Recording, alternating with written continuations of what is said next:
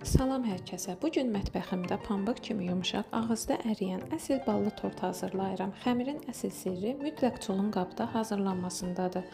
Qaba 1 stəkan şəkər tozu, 2 ədəd yumurta, 2 xörək qaşığı bal və 100 qram kərə yağı əlavə edib qarışdırırıq. Bu tortun ən önəmli sirri balın təbii bal olmasıdır.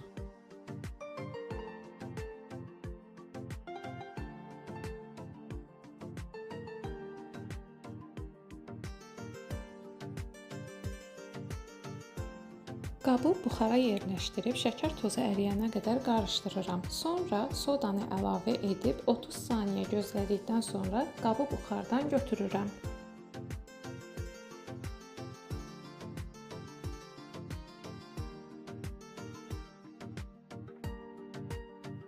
Üzərinə 3 stəkan un əlavə edib yaxşıca qarışdırıram.